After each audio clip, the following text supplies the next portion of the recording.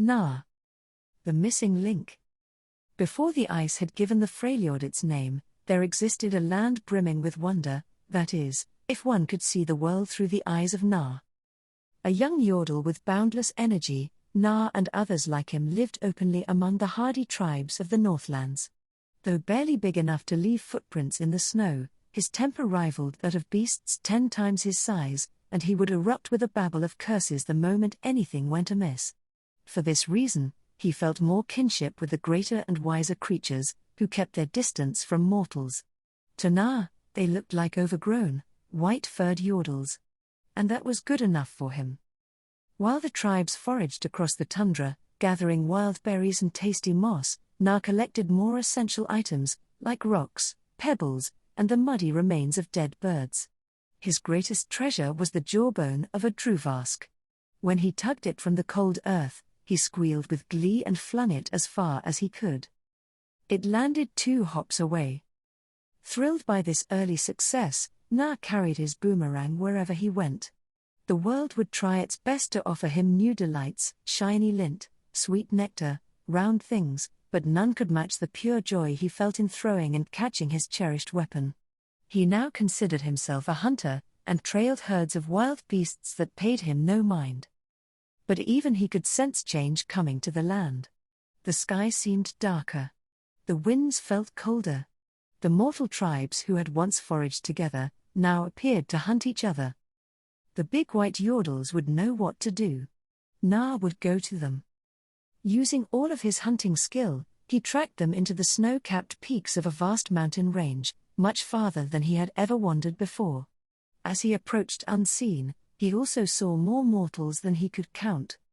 This was exciting, but no one else seemed too happy about it. Then the ground shook and split apart. For the first time in Gnar's life, it seemed as though everyone else was throwing tantrums. The mortals yelled.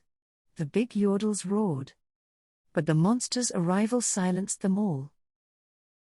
Heaving itself up from the newly opened abyss, it bore huge horns, whipping tentacles, and a single eye, burning with strange light that made the fur on Gnar's back crawl. While some mortals fled at the sight, he began to feel an odd pain in his chest. It was like the thought of losing his boomerang, or never being hugged again. This horrible thing wanted to hurt his new friends.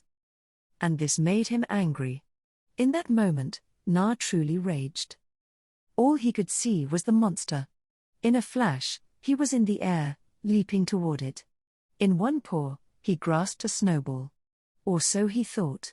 In fact, it was a boulder plucked from the mountainside, for Gnar had grown as large as the big white Yordles. He would send this monster back where it came from, by walloping its face. But the blow never landed. Gnar felt a chill colder than any winter, one that seemed to turn the air itself into ice. Truly, this elemental magic froze him in place, biting through his shaggy fur. Everything, including the monster, became quiet. The Yordle's strength and anger melted away. A deep tiredness crept into his limbs, and he fell softly asleep. Gnar napped for a long time. When he finally awoke, he shook the frost from his shoulders, breathing heavily.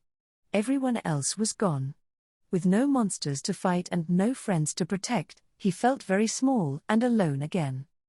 The land was very different, too. There was snow everywhere, blanketing everything as far as his wide eyes could see. Still, he let out a happy yelp when he saw his beloved boomerang lying beside him, and scurried away to find something to hunt.